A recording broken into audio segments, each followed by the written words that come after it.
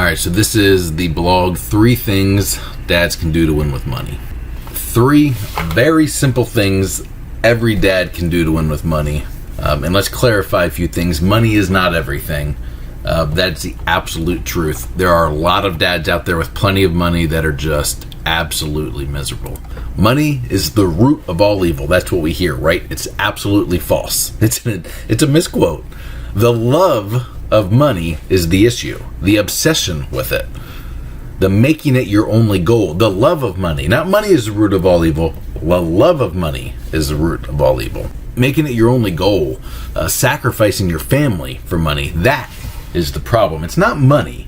It's how you think about money. The truth is, it's hard to be a good dad when you're broke. It's not impossible, but it is harder. Money will give you more time with your family. It'll give you less stress when you're around them, and more opportunities to enhance your kids' lives, be it education or experiences or just your general living conditions. This is my simple guide that's fail-proof, meaning anyone can do it. 0 risk. It's 100% effective regardless of your intelligence, your talent, or even your income. Many people find fault in it because it leaves some opportunities off the table. But those opportunities involve risk that require talent, skill, intelligence, and more often than not, a lot of luck with outside factors. To define winning means having contentment when it comes to money. That's winning. Being content with your financial situation. Not panicking or struggling.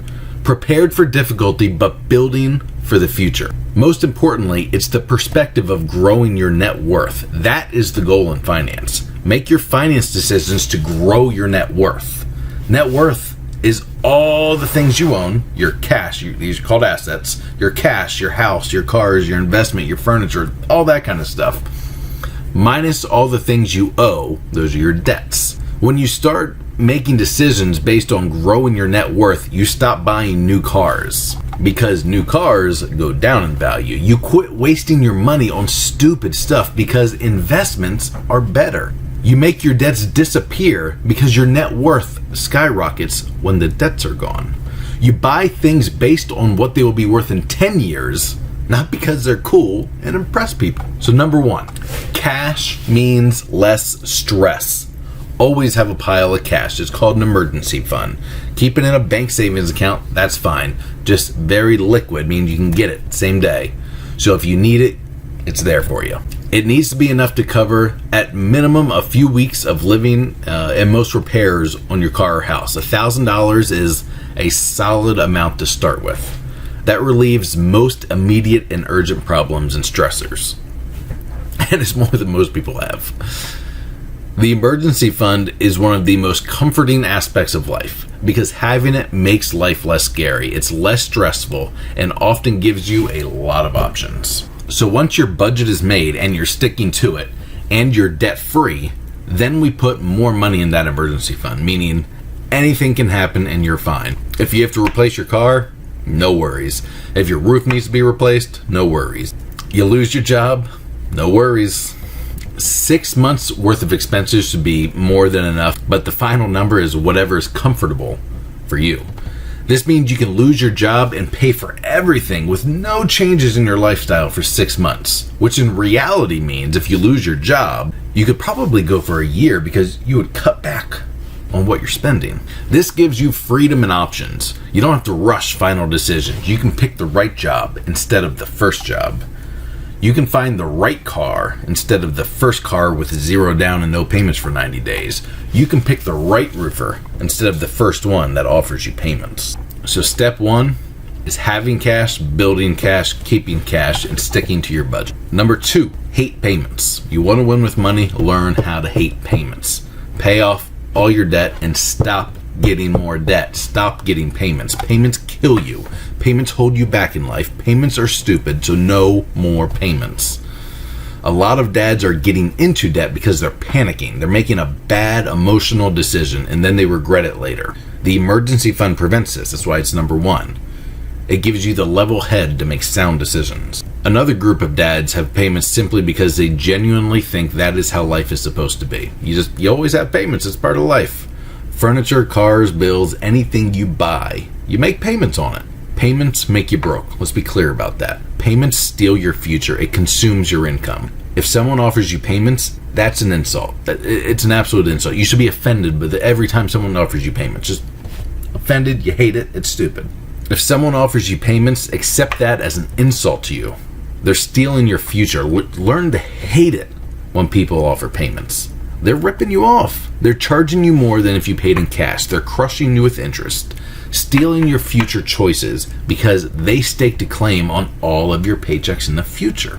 Having a budget is going to keep you from getting in debt. You can see your traction you're making and you can understand what's going on. You understand how long it takes for you to pay for something. You can see how it affects your net worth. So there is an argument to be made for using debt as leverage for investment. And if you're debt free with fantastic money management skills, then by all means do what you want. You open yourself up for risk. Sometimes it works really well, but a lot of smart people have gone broke that way because you are susceptible to things outside of your control. Legislation from the government has ruined many, many smart men. The 2008 housing crisis ruined a lot of leveraged people. COVID-19 ruined a lot of leveraged people. Buying everything with cash and saying no to opportunities you can't pay for keeps you safe. It's 100% effective. It's also a slower path to success. Buying everything with cash and saying no to the opportunities you cannot pay for keeps you safe. It's 100% effective. It's also a slow path to success, which is why so many people don't like it and they want to use leverage so they can get there faster. In our family, we made the decision to not put our family at risk. I started my career in 07, right before the crash of 08, 09, 010. Who calls it 010? 2010. I saw smart businessmen brought to their knees because of things outside their control. They had a successful growing business, so they bought new buildings and new trucks and equipment, and it was working great until 08 happened. Then their customers disappeared, and they still had those payments. They had made smart decisions. They had sound leveraged investments. They had good marketing, they had good business practices, but they still failed because of that debt and a little bit of bad luck. So in our business, we grew slower. We paid cash as we could. And other people got bigger than us. We lost accounts because we couldn't buy all the equipment. We missed opportunities because I wouldn't borrow to make it happen. And yet I still retired at age 33. It sucks to grow slow. It sucks to watch other businesses borrow and explode with growth. Those are the businesses that struggle to make their payments as soon as something bad happens, like a COVID, like an 08, or any other unexpected situation. Write down a budget. That's number 3. Budget for a profit. Write down your budget. In the beginning, forget apps and programs, just a piece of paper. It's not fun, it's not sexy, but it is important. Write down how much you make at the top. Then in order of importance, write down how much you spend on each aspect of life. Start with your rent or your mortgage, your water, your electric, your food, your insurances, your car fuel, etc. Then you can write the less important things like your phone, TV, internet, clothes, eating out, gifts, fun things, boring things. You're getting the point, I hope. Now you can look at that paper and find ways to spend less. You know how much you spend and how often. And if you need to, you can start cutting down on some of these expenses or start looking for ways to pick up more income. You can start picking up some overtime or a second job, a side gig. There are always options. Mowing grass, shoveling snow, drawing logos, taking pictures, babysitting, fixing people's stuff, washing people's cars, writing social media posts for people. There's so many opportunities out there. Now, the first few months are the hardest in budgeting. You forget categories, things come up that were unexpected. That's normal. The important thing is that you push through and try your best to end every single month with extra money.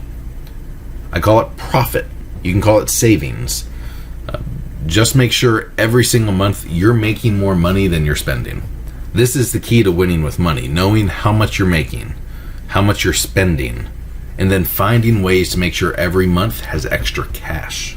What you do with that extra cash is easy. At first, save it till you have that huge cash emergency fund. Once you have that big cash emergency fund, then you can start to look to the future. Investing your extra money for retirement or college funds, that's when the fun really starts. But not until you have extra money every month and a big emergency fund and no debts. but not until you have extra money every month and a big emergency fund and no debts.